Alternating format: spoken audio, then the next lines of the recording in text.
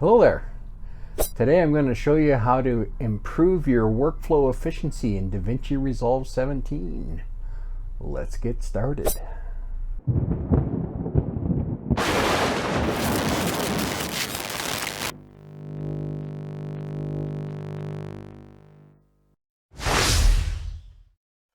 Welcome back. My name is Dave and this is Fuzzee Tutorials. Okay, so today I've got for you 21 of my best keyboard shortcuts and tips and tricks to speed up your workflow when you're doing your editing. And if you stay right to the very end, I've even got 3 bonus tips for you that all kind of tie together that'll help you streamline your final rendering as well. Okay, so the first thing that we're going to cover is your snapping tool, which is right here. Now you can turn it off and on with the mouse, of course, like so. But there's a much faster way. You can just hit the letter N on your keyboard, and that'll turn it off and on.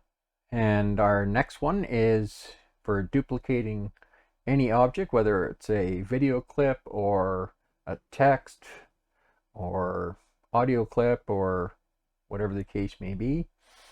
If you hold your Alt key down while you drag something with the mouse, it'll create a copy of it. So if I take this one right here, I'll hold my Alt key down. If you're on a Mac, it'll be your Option key. And we'll just drag that up here. And you need to let go of your mouse before you let go of the Alt key. Otherwise, it'll only move it. And this really can save you a lot of time. It's much faster than doing to copy paste, and there's all kinds of places that you can use this. So we'll just delete that. And while we're talking of deleting, I just want to talk to you real quick about the difference between the backspace key and the delete key. Let's make a cut here, and I'm going to use the keyboard shortcut that I use a lot, or I used to use a lot, is Control B. And that'll cut your clip right at the playhead. And there's something to know about that as well. If you've got a bunch of stuff, like several layers of things, let me just undo that for a second. If we make a copy of this, so we've got a couple things to keep in mind when you're cutting. If nothing is selected, and I hit my Control B to make the cut, then it's going to cut everything that's under the playhead. But if I just have one of these selected, then when I hit my, and let's actually select the one underneath. So now if I hit my Control B, it only cuts the one that was highlighted. So just something to keep in mind. So let's just delete these. And now if you take and highlight the section that you want to remove, if you just hit the backspace key, then it just removes it. But if you hit the delete key, and if you're on a Mac, then you don't have a delete key, you've just got the backspace key. So it is the same, but to get the same thing as hitting the delete key on Windows, you would hold your function key down when you hit backspace. Okay, so now if we hit the delete key, now it does what's called a ripple delete. So it not only deletes it, but it takes everything to the right and moves it over. And now sometimes you got to be careful when you're using this. If you've got multiple layers of stuff and you're just trying to do a ripple delete of something underneath it, it's going to do funky things to the other layers as well. So in that case, you're going to want to do a normal backspace and then manually move your stuff over. Okay, now the next one I'll show you here is if you want to zoom in or zoom out, like adjust your actual zoom level. So there's a number of ways you can accomplish that. You've got your slider bar here, and so you can drag that back and forth. And then if you want to toggle back and forth between a full zoom out and where you were zoomed in, you've got these mouse buttons up here.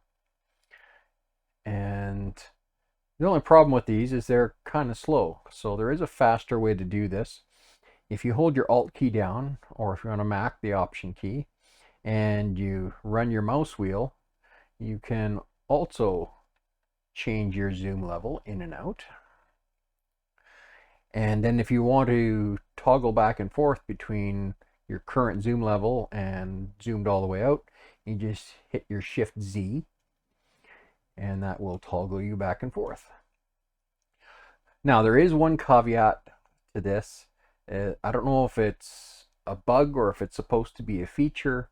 I find it really annoying myself, but if you move a video clip around, or if you actually add a new video clip to your timeline, it resets what your zoom level was.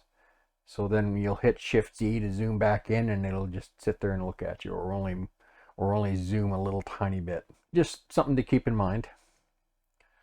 And then if you want to scroll back and forth on your timeline, you've got a couple different ways you can do it. You've got your scroll bar down here that you can click and drag. Or you can use your middle mouse button, and you can click and drag with your middle mouse button. Or you can hold your Control key down. If you're on a Mac, it'd be your Command key, and run your scroll wheel, and it'll do the same thing.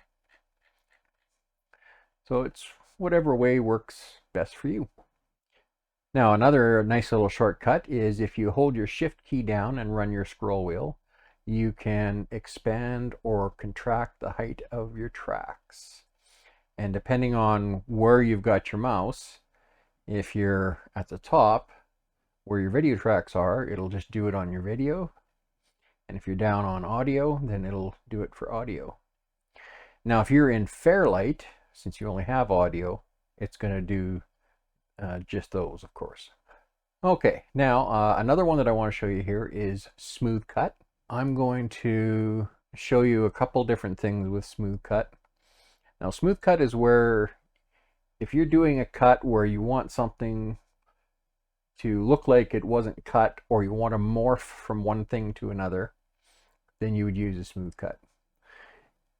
So let's start with an example I've got set up here of something where you might want to make it look like there was never a cut made. So if we go over to a little example footage I did here, let me just play a little bit of it for you. Your Smooth Cut.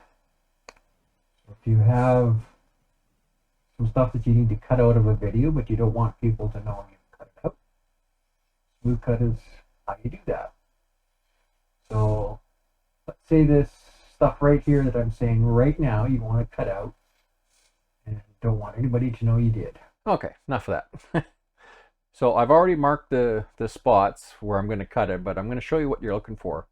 If you want to really make it look completely smooth, so that a cut was never made, you want to try and match the position of the head and the mouth. So if you look here, I'm looking straight ahead, and my lips are just touching.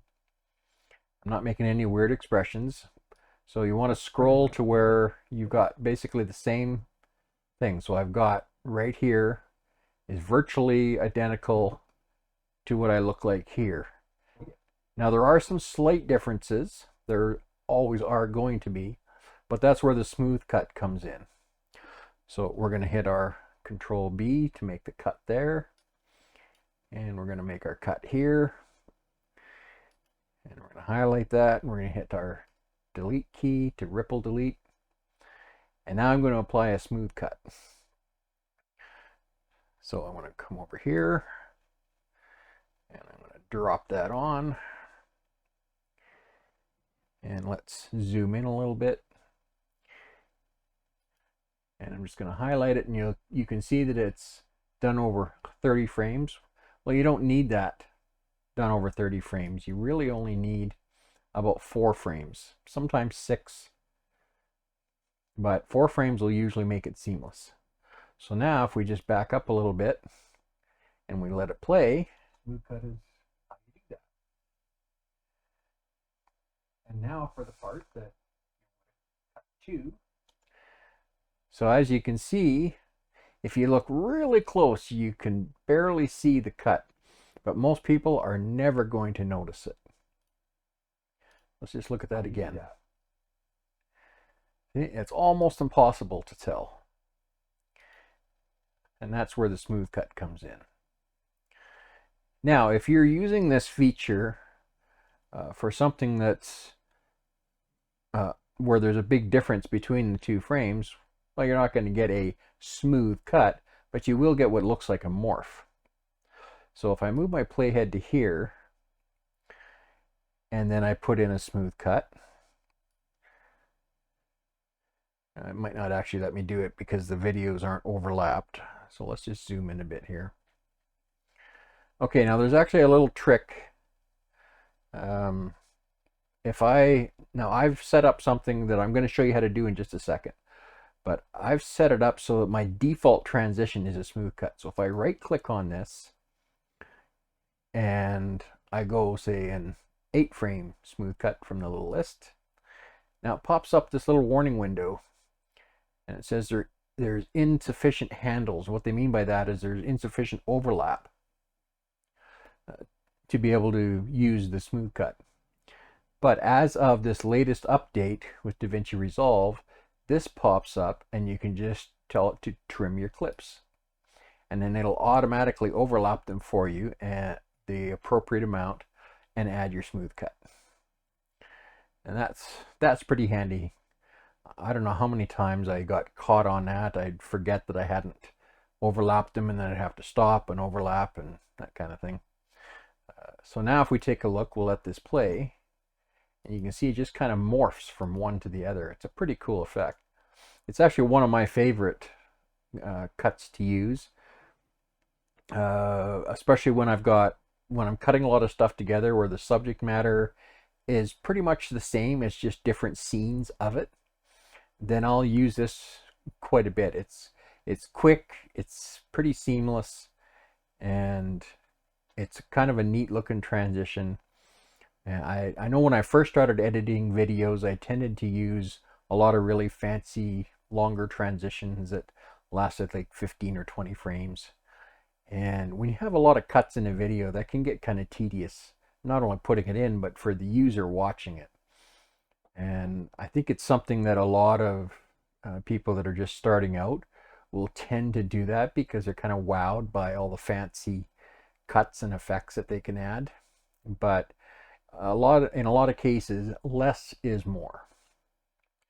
So now when we have a cut that we like, so we can actually right click on this little transition here, and then it will ask me if I want to create a transition preset. So like among other things. So we'll choose make a preset. And I'll just call this demo shortcut, or sorry, demo preset.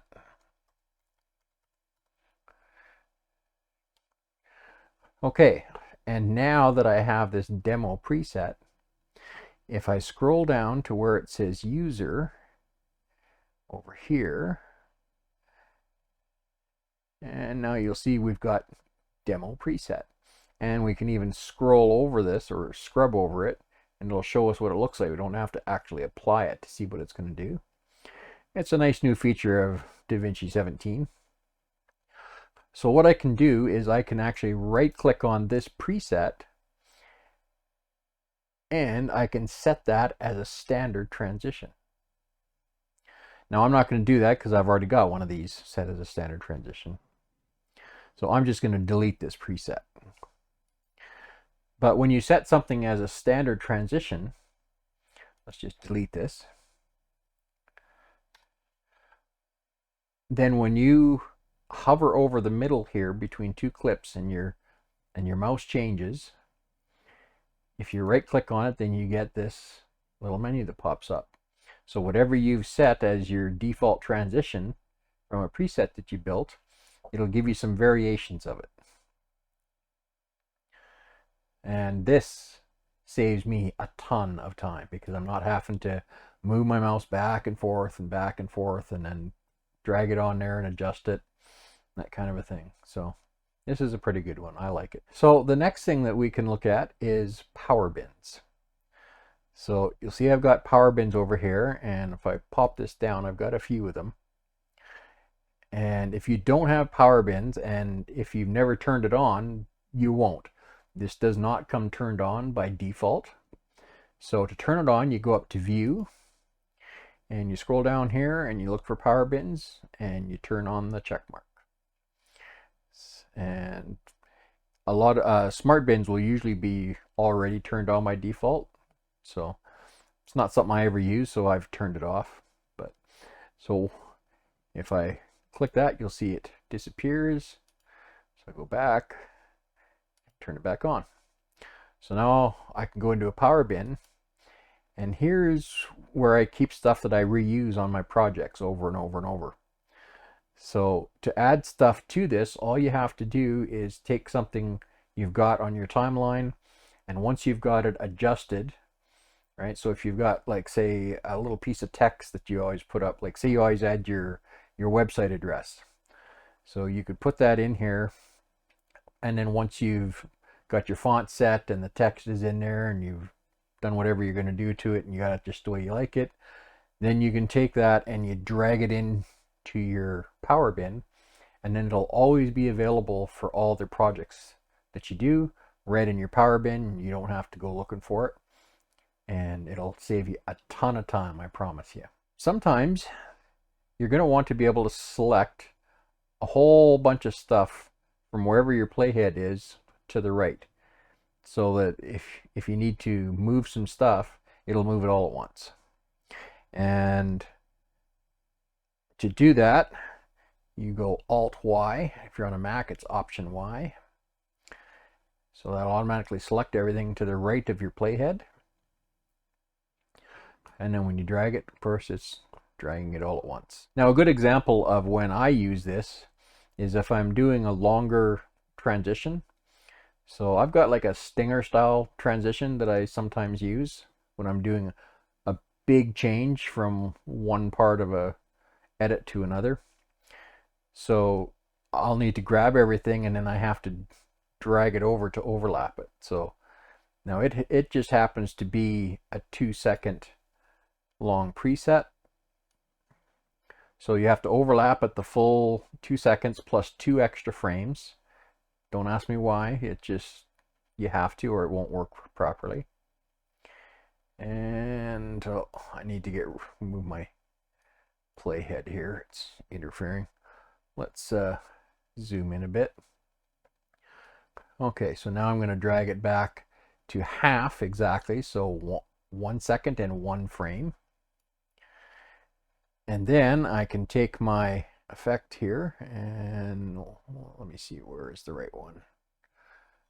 Okay, so then I can pop it over top.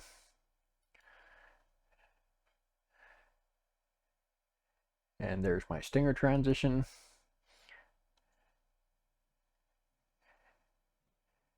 And to make it play right, I gotta go through it again, just so it's got to cache it.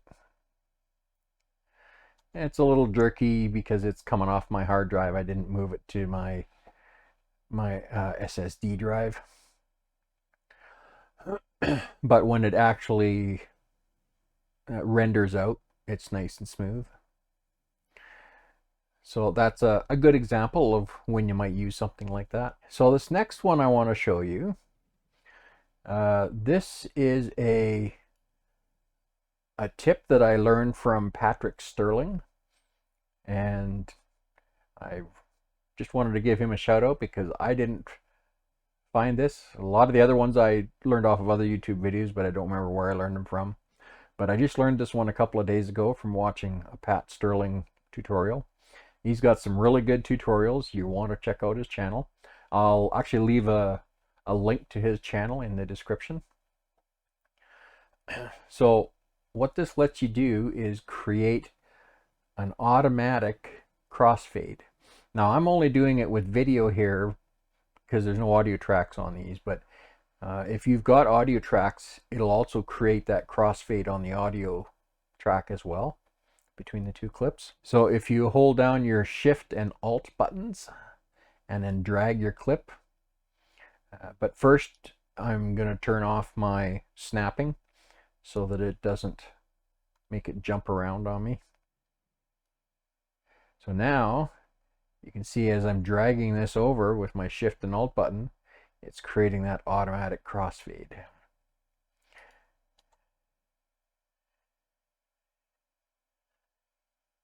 And there we go, just like that. It's quite similar to a smooth cut, but it operates a little bit different. A lot of you probably know this one already, but it bears repeating just in case you don't. If you want to fade in or out on a video clip, you can hover over the video clip and you get these little handles that you see there, and you just highlight that. You'll see your mouse cursor changes, and we can just drag it back and you'll see the time and frames are changing. Sorry, my little tutorial helper thing keeps popping up over it, but and then you can do the same on this. And let's delete our crossfade here. So now you'll see where it fades down to black and then fades back up.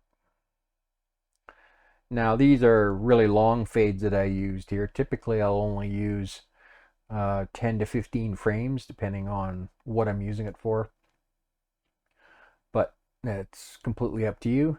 And these also work on audio tracks, so if I wanted to fade the audio in, I could also do that as well. And another little trick you can use with this, let's just zoom in a bit here and let's drag it over. Okay, so you see when I hover over this fade, you'll see there's a little dot shows up in the middle. So I can actually adjust exactly how I want this fade to happen. So if I take this, well, I gotta wait till my little four-headed arrow thing shows up over top of it. So now I can drag this, and I can drag it forward, I can drag it back.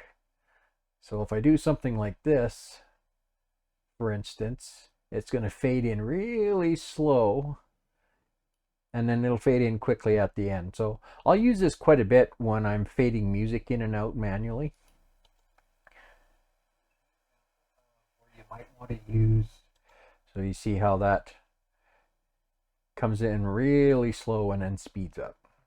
So it's really good to use little features like this because it just adds a little more interest to what you're doing, makes it seem more organic and natural and not so robotic and linear. So another little trick that I can show you, since we're working with audio here, is if you have a little section of audio that you want to keyframe. So say this little section here is too loud and I want to soften it a little bit, but I want all the rest to stay the same.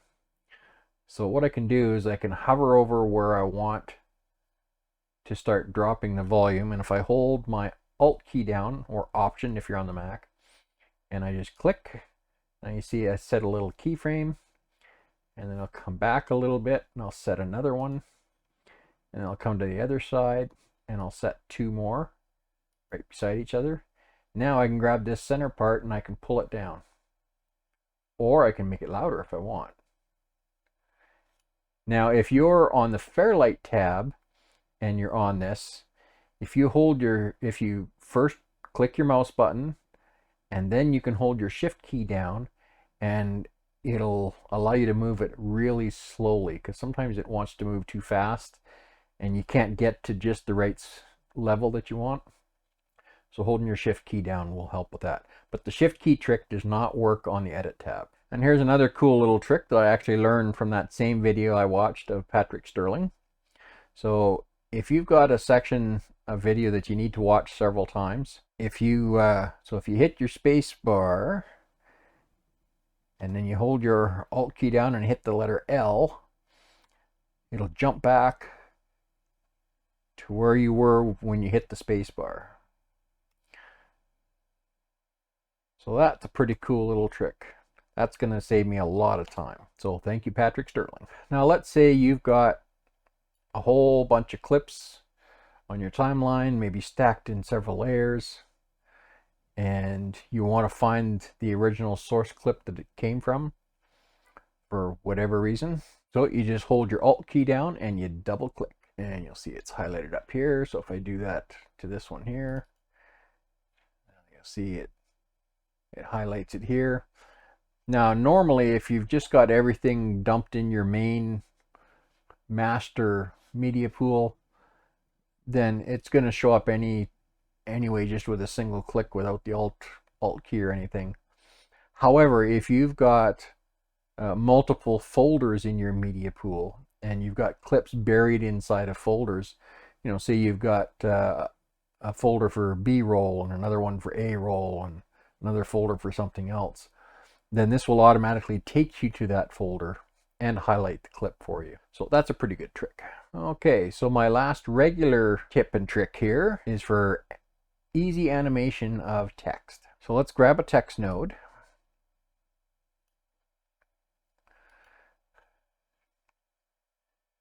And maybe we'll change the color.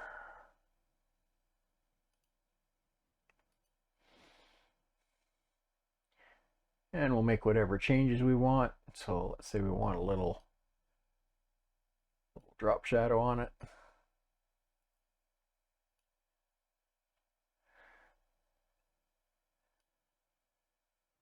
And let's sharpen that up a little bit.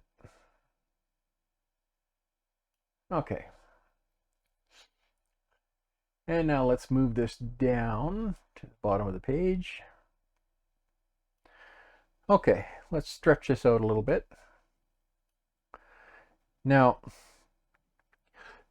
normally if you want to animate this, you'd have to make some keyframes and do some movement. So you'd have to actually go into Fusion. Well, actually, I guess you wouldn't have to go into Fusion, but you'd have to go over here and you'd have to set your keyframes and move it around and set your curves if you wanted to do that. But there is a much easier and faster way. So now I've already created a preset for this and put it on my favorites, but don't have to do it that way. If you go to video transitions, and you can use any of these actually, but in my case, the one I'm going to show you today is a push. So if we take our push and we can drag it right onto the text field, and we're just going to zoom in a bit here. So let's highlight this, and I'm going to select push down. And now you may have noticed that you've got also push left and push right. So something that you need to know is whoever put this together originally, they mixed up the left and the right. So if you need to go right, you have to actually pick left, and vice versa. So just to be aware, but up and down works the way it's supposed to. Okay, so we've got push down. So let's look at that. So you see it pops down there. Now, me personally, I like to do stuff a lot faster. So I'm going to drag this down to about 7 frames. So I'm looking up in my inspector. So right up here. You can also move it by dragging this as well. Now let's just move our timeline a bit. No, let's zoom back out a bit and shorten our text just so it makes this a little easier. Okay, zoom back in. Okay, so now if we use our little trick, well, actually, first let's see what this looks like at only 7 frames. So you can see it pops down, but you'll notice it's very robotic. Let's actually make this a little longer again, just so you can see better what's going on. So let's say 12 frames. So you see it'll come in very linear, right? So if you want to make that look a little more natural and organic, we can select that and we go up here to ease, and we can go ease out. So what that's going to do is make it start fast, but then slow down when it gets to the bottom. So see how that looks so much more natural and organic? Okay, now one last little touch. We can go over here and we can set a little bit of motion blur. So we'll just leave it at like a 0.1. And now let's try that. See, that's just beautiful. Okay, so now we can take this, and if we do our Alt key trick to duplicate it, we'll hold our Alt key down and then we'll drag it, and it doesn't look like anything's being drugged, but once you get to the other end, it'll show up again. Okay, so now if you want to let it just push down off the screen, you can do that, but I usually have it push back up, and then I change my ease out to an ease in. That way it starts slowly and then gets faster as it goes off the screen, and it makes it look a little more natural. See how quick and easy that was? So now what you can do is you can right click that and you can create your transition preset, and you could actually do it for both if you wanted to, but I usually just do it for the first one and then change the direction and the easing once I duplicate it. I just find it's faster to do that. Now let's reduce this back down to our 7 frames, and we'll do the same with this one. So we'll do that up here this time so I can show you that, just like so. And now to really sell the effect, you want to add a little bit of sound effects to it. So I'm just going to add a little swish. Oh, let's turn on our snapping, so with the letter N, and that'll get us lined up. And then once again we can duplicate it with our Alt drag. Okay, now let's look at this.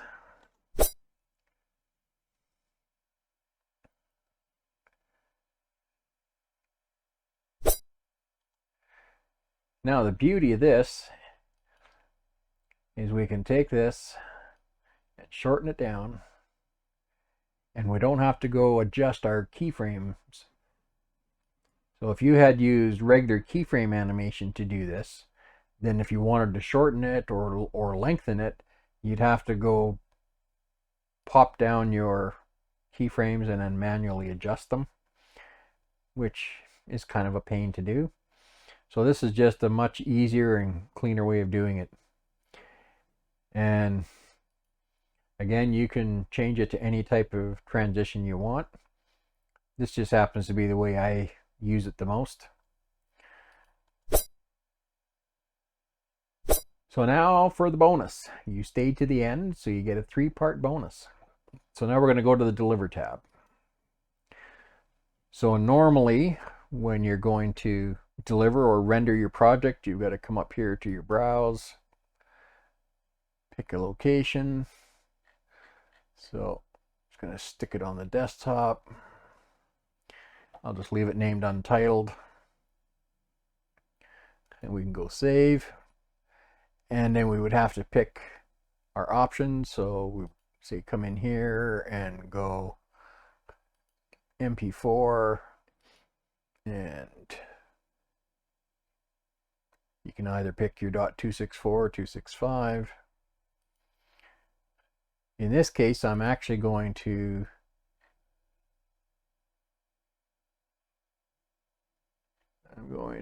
select QuickTime,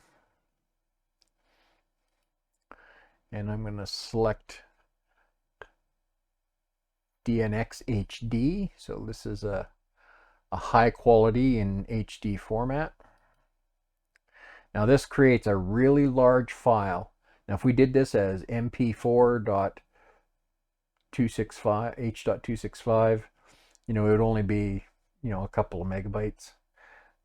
Doing it like this is probably going to be, 60 or 70 megabytes. But this gives you really high quality, and if you're creating something that you're going to be importing into other videos that you're making, you want to do it as high quality like this. That way you're not starting with a low quality and then making it even lower quality when you output your project. So in any case, you've got some choices you could make here. We're just going to leave it whatever it picked. And you can set your frame rate.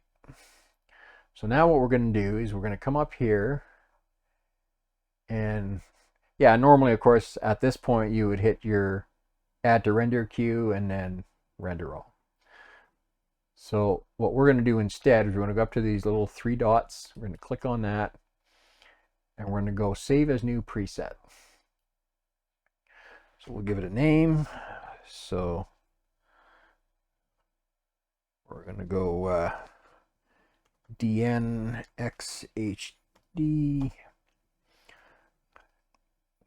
30 FPS. And we're going to go OK. And we're going to go back up to our three dots, and we're going to pop up our quick exports. And we're going to take this quick export that we just made, which is right at the top of the list, and we're going to turn that on. So now, anytime that we want to render our video, we can do it right from the edit page using a quick export. So to do a quick export, you can come up here to your file menu and come down to quick export. Now in my case, you'll see here it says Control-Alt-E export. That's a key combination that I use on many different programs. Normally it doesn't come in DaVinci set up, but you can set that up. And to do that, you go up here to DaVinci Resolve menu, and you go down to keyboard customization. And then we can search in here for quick. And you'll see it's got quick export here. And then you would highlight that, and then you would click on this, and you hit the keyboard combination you want to use for your quick export. And then you would save it. So since I've already done this, I'm not going to do that, but that's how you get to this. And you can do it for all kinds of tools. You can make your own shortcuts or change the shortcuts they've used. Okay, so now when I hit that shortcut combination, so Control-Alt-E, then I get this quick export menu. So I go over here and I open that, and then that pops up my list of presets. So you see I've got a whole bunch in here that I've created. So you pick the preset you want to use, and then you go export. It'll ask for your location. So in this case, once again, we'll just do it on the desktop. And it's just going to call it demo. See, that location and file name that we created when we were in the Deliver tab, it doesn't get carried over to your preset. So, and then we would just hit save, and then you'll see it's processing the video. Shows you how much time is remaining. And I'm not sure if you can hear my fans ramping up because it's stressing GPU a little bit. And the rendering completed. So we can close that. And now if we bring up a File Explorer window, or if you're on a Mac, it would be your Finder window. And then we can go to our desktop, and you'll see we got our demo.mov. Well, that was my super secret bonus tips at the end. And I can guarantee you this is going to save you a lot of time. Especially if you're doing a lot of quick projects. Say if you're running a YouTube channel or something, and you're doing a lot of short projects in a day, this can save you a ton of time. So if you found this tutorial useful, I would encourage you to hit that like button. If you didn't find it useful, well, the other one works too. And if you want to make sure you don't miss any future videos, hit that subscribe and the notification bell. Thanks for hanging out with me today. Hope to see you soon. Bye for now.